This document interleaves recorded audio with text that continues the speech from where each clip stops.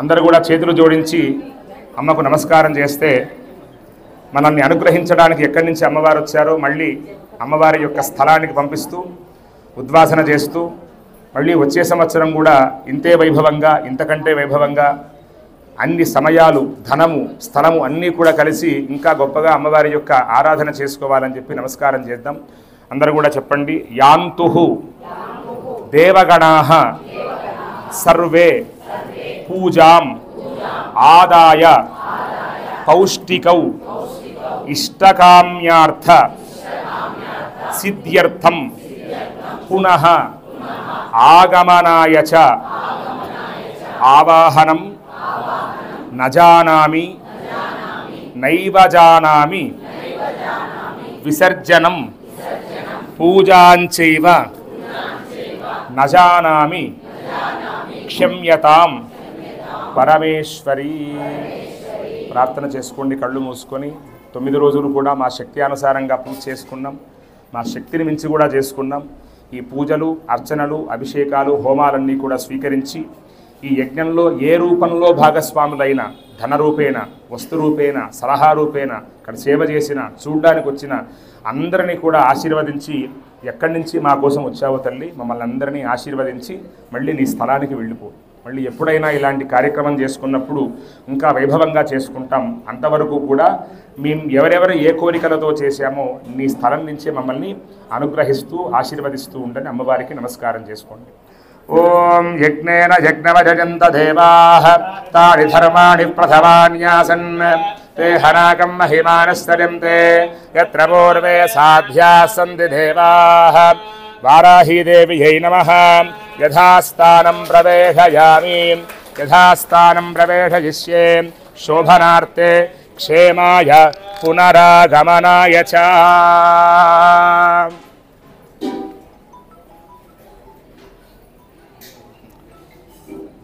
ఉత్తిష్ట బ్రహ్మణస్పతే దేవయంతః స్వేమహే ఉపః ప్రయంతు మరుతః సుధానవ ఇంద్రః ప్రాశూర్భవాసచాః.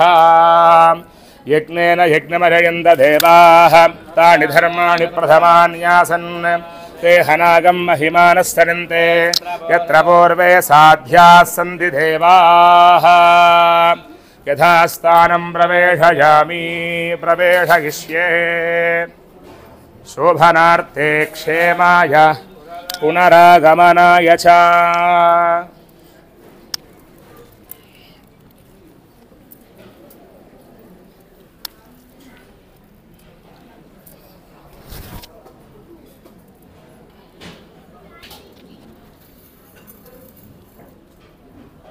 ధనుషు ఆశుష్యాను గణించు. ఓం ఆశుష్యానుషభాణస్మాకరకరః శోభనశ్వరుషరీణాం సంగమ్నమానిభిషరేకభేరశ్యతం సేవ అజతత్సాకవిప్రః సంగమ్మనేనానిభిషేణ దుష్ణురః దుఃఖారేణ దుస్తహరేణ దుష్ణురః అభింద్రేణ జయతత్తత్సహస్రం పురాణరవిషు హస్తేన విష్ణుః సహిషుహస్తే సనిశంకృతమసే సకృష్ణా సైదజింద్రకరేణ సకంజష్ణజక్సా వదాబాహుషుద్భోర్మధన్వః ప్రతిహితాభిరస్తా సహస్రదేవరేభేరారథేన రక్షోరావిత్రాకమ్మపరాధమానః ప్రబంధం శ్రేణాప్రభృణోజుభాలజన్నస్మాకవేద్యభితారధానాం స్తోత్రవిధిం యోగినం పద్రవాహిజలం తమదుభం నరుణం సరోజః ఇవగం సదా పారువేలజుద్భవింద్రగం సఖాదానో సగం ప్రహంతో అభిక్షారస్తవీరత్వవీరస్సహస్వాం సాహీవహమానభుగ్రః అభిరాధిభస్వాదోదరేత్రవిందరభామాదుష్టగోభితో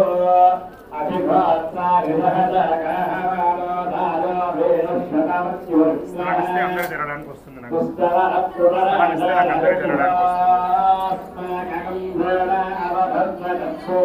శ్రమిస్తే అందరూ యజ్ఞపురయే దోసోమః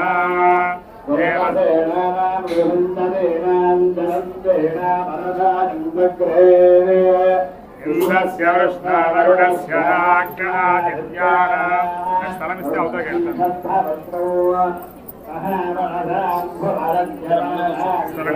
కొంచెం స్థలం మధ్యలో పెట్టాం.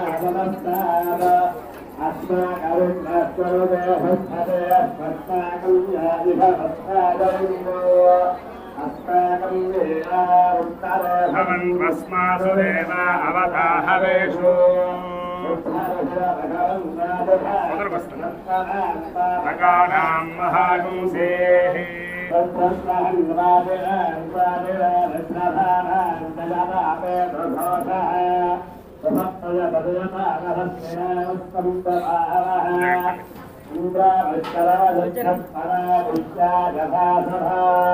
ఈ కార్యక్రమం మీ అందరికీ ఎప్పుడు తెలిపానో కేవలం 3 రోజుల ముందే సంకల్పించడం జరిగింది.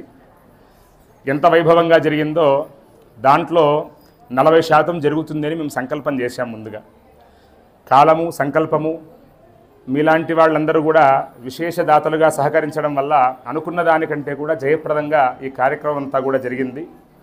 ఎవరెవరికి ఏ ఏ ప్రసాదాలు ఇవ్వాలో భోజనం తర్వాత మీ అందరికీ కూడా ప్రసాదాలు ఇచ్చేస్తాం. ఆ ప్రసాదాలు ఏం చేయాలో కూడా మళ్ళీ మీ అందరికీ కూడా మెసేజ్ రూపంలో తెలియజేస్తాను. ఒక్కొక్కరికి చెప్పాలంటే ఇబ్బంది కాబట్టి మీ అందరికీ ప్రతి విషయాన్ని ప్రతిరోజు జరిగిన పూజ అర్చన అభిషేక హోమాలు ఎక్కడికి రావాలి ఎలా సంప్రదించాలి అన్ని విషయాలన్నీ కూడా చెప్పినట్టుగా ఈ ప్రసాదం గురించి కూడా చెప్పే ప్రయత్నం చేస్తాం. అమ్మవారికి నిమ్మకాయలతో అర్చన చేశాం. అది పూజ చేసుకున్న వాళ్ళందరికీ గోత్రనామాలు ఇచ్చిన వాళ్ళందరికీ కూడా ఇస్తారు. ఒకటి ఏదైనా ఆహార పదార్థంలో తినే దాంట్లో కానీ తాగే దాంట్లో కానీ ఆ నిమ్మకాయ కలుపుకొని తాగవచ్చు. అలాగే ఒక నిమ్మకాయ ఏంటంటే మీరు పడుకునేటువంటి దిండు కింద దాన్ని పెట్టుకొని అది బాగా ఎండేంత వరకు కూడా ఉండే తర్వాత అది తీసుకొని నీళ్ళల్లో వేసేయాలి. నిమ్మకాయలేమో అలా వాడుకోండి మీ అందరికీ కూడా ఇచ్చిన తర్వాత. అలాగే పసుపు కొమ్మలతో అమ్మవారికి అర్చన చేశాం. 3333 పసుపు కొమ్మలతో అమ్మవారికి అర్చన. ఒక స్థలానికి 11 చొప్పున ఇస్తాం. ఒక స్థలం కానీ ఒక పొలం కానీ ఒక ఇంటికి ఏదైతే స్థలం వివాదంలో ఉన్నదో అమ్మాలనుకుంటున్నామో కొనాలనుకుంటున్నామో స్థలం వల్ల విజయాన్ని లాభాన్ని పొందాలనుకుంటున్నామో యజమాని ఎవరైతే ఉంటారో ఇంటికి కానీ స్థలానికి కానీ పొలంలో అయితే కనుక మధ్య భాగంలో యజమాని యొక్క మూరెడంత గుంత మట్టిలో తీసి ఒక 11 పసుపు కొమ్ములు దాంట్లో వేసి మూత పెట్టేసేయాలి. ఏ రోజైనా వేయండి, రేపైనా వేయండి, ఇవాళే వేయండి, 10 రోజుల తర్వాత వేసినా ఇబ్బంది లేదు. కానీ వేసేటప్పుడు నియమం ఏంటంటే ఏ రోజు వెళతారో ఆ రోజు రాహుకాలంలోనే ఆ పని చేయాలి. క్యాలెండర్లో మీకు రాహుకాలం నోట్ చేసి ఉంటారు. ఆ రాహుకాలం ఉండే సమయంలోనే మీరు అక్కడికి వెళ్ళి స్థలంలో కానీ ప్లాట్ కావచ్చు పొలం కావచ్చు అక్కడ అదేం లేదండి ఇంట్లోనే సమస్య అనుకున్న వాళ్ళు ఒక పసుపు రంగు వస్త్రంలో ద్వారానికి పైభాగంలో ఆ 11 పసుపు కొమ్ములు కూడా మీరు కట్టేసేయండి. తర్వాత అమ్మవారికి 11 కిలోల కుంకుమతో చేసిన అర్చన కుంకుమ మీకు అందరికీ కూడా ఇస్తారు. ప్రతిరోజు కూడా అందరూ ఆ కుంకుమంతా కూడా ధరించవచ్చు. రోజువారీ వచ్చిన వాళ్ళందరికీ కూడా ప్రసాదము పళ్ళు కొబ్బరికాయలన్నీ కూడా ఇచ్చాం. దూర ప్రాంతాల నుంచి వచ్చిన వాళ్ళు ప్రతిరోజు కూడా పూజ చేసిన వాళ్లకు డ్రై ఫ్రూట్స్ నైవేద్యం పెట్టి అమ్మవారికి అవన్నీ కూడా మీకు ప్రసాదంగా ఇస్తాం. మీ కుటుంబ సభ్యులందరూ ఇంట్లో ఉన్న రోజు మీరు కూడా అమ్మవారికి కాస్త పూజ చేసుకొని అమ్మవారికి 333 కొబ్బరికాయలతో కూడా అర్చన చేశాం. ఆ కొబ్బరికాయ కూడా మీకు ఇస్తారు. మీ కుటుంబ సభ్యులు అందరూ కలిసి ఉన్న రోజు కలిసి ఉండేలా ఏర్పాటు చేసుకొని ఆ కొబ్బరికాయ ఇంటి దేవుడికి సమర్పణ చేసి దాంతో తీపి పదార్థం తీయగా ఉండే పదార్థం ఏదైనా తయారు చేసుకొని మీరు కూడా ఇంట్లో అమ్మవారికి పండగలాగా చేసుకొని అమ్మవారి పూజ చేసుకున్న రోజు ధూపాన్ని మాత్రం తప్పకుండా వెలిగించి ధూమ్ స్టిక్స్ కానీ అగరొత్తులు కానీ మంచిగా వెలిగించి అమ్మవారి యొక్క పూజ చేసుకొని ఆ ప్రసాదం అంతా కూడా ఒకే రోజులో మీరు తినేటువంటి ప్రయత్నం చేయాలి. అలాగే హోమం చేసుకున్నటువంటి వారికి విశేష దాతలకు వారాహి మాల ఇస్తామని చెప్పి ఉన్నాం. ఆ వారాహి మాల కూడా మీ అందరికీ కూడా ఇస్తాం. విశేష దాతలకు 2 వారాహి మాలలు ఇస్తాం. అది చిన్నవాళ్ళు పెద్దవాళ్ళు స్త్రీ పురుష భేదం లేకుండా ఆ భర్త లేని స్త్రీలు భార్య లేని పురుషులు కూడా దాన్ని ధరించవచ్చు, ఏ ఇబ్బంది కూడా లేదు. ఆ వారాహి మాల కూడా మీకు సమర్పిస్తారు. ఇంకేమైనా అర్థం కాకుంటే కనుక ఇంటికి వెళ్ళిన తర్వాత కూడా మెసేజ్ రూపంలో ఫోన్ రూపంలో మీ అందరికీ కూడా తెలియజేస్తూ ఉంటాం. ఈ వారాహి యజ్ఞంలో మీరు కూడా భాగస్వాములు అయ్యారు కాబట్టి ఈ రోజు నుంచి మళ్ళీ 9 రోజుల పాటు 9 రోజులు కార్యక్రమం జరిగింది. ఈ రోజు నుంచి మొదలుకొని 9 రోజుల వరకు కూడా నాన్ వెజ్ లాంటిది ముట్టుకోకుండా ఉంటే కనుక యజ్ఞ ఫలితాన్ని మీరు సంపూర్ణంగా పొందగలుగుతారు. ఎందుకంటే అసలు ఆ తిన్న వాళ్లకు యజ్ఞ ఫలితమే లేదని శాస్త్రం చెప్పింది. ఆ తిన్న వాళ్లకు ఏ యజ్ఞాలు చేసినా ఫలించవు అని. కొంతమంది టీవీల్లో బ్రాహ్మణులు తినకూడదు మిగతా వాళ్ళు తినొచ్చులేండి అని చెప్తూ ఉంటారు. నాన్ వెజ్ తిన్న వాళ్లకు యజ్ఞ ఫలితమే లేదు అని చెప్పారు. ఆంజనేయ స్వామి వారు లంకానగరానికి వెళ్ళి సీతాదేవిని చూసి వచ్చిన తర్వాత ఆ విశేషాలన్నీ కూడా అడిగారట. అక్కడ శివాలయాలు ఉన్నాయి, హోమం చేసేవాళ్ళు ఉన్నారు, రాక్షసులు ఉన్నారు, ఆ వంటశాల ఇంత పెద్దగా ఉంది, అన్నీ చెప్తూ ఆ రాక్షసులందరూ కూడా ప్రతిరోజు శివాలయంలో పూజ చేసేవాళ్లే రామచంద్ర అని చెప్పి ఆంజనేయ స్వామి చెప్పారట. ఒక్కసారిగా రాముల వారు ధనుర్బాణాలు కింద పడేశారు. శివాలయంలో పూజ చేసే వాళ్లను, శివాలయానికి వెళ్ళే వాళ్ళను ఏమన్నా దోషమే కదా, ఎట్లా చంపాలి వాళ్ళందరినీ నేను అని చెప్పి ఒక్కసారిగా బాణాలు కూడా కింద పడేశాడు రామచంద్రమూర్తి. అప్పుడు ఆంజనేయ స్వామి అరే చెప్పకూడని విషయాన్ని చెప్పాని అనుకొని ఏం పర్లేదు స్వామి, అందరూ అక్కడ మాంసం తినేవాళ్ళే అని చెప్పారట. మళ్ళీ వెంటనే బాణాలు తీసేసుకున్నాడు ఆయన. కాబట్టి అట్లా మాంసం తిన్నవాళ్ళకి యజ్ఞ ఫలితం ఉండదు. సరే కాలం మారిపోయింది, దేశ కాల మాన పరిస్థితులను బట్టి మీరు తీసుకోవచ్చు. కానీ ఈ రోజు నుంచి 9 రోజులు నాన్ వెజ్ తీసుకోకుండా ఉంటే అమ్మవారి యొక్క యజ్ఞ ఫలితాన్ని మీరందరూ కూడా సంపూర్ణంగా పొందగలుగుతారు. నమస్కారం చేసుకోండి. బయట భోజనాలు ఏర్పాటు చేస్తారు. చేసుకొని వచ్చిన తర్వాత ఎవరెవరి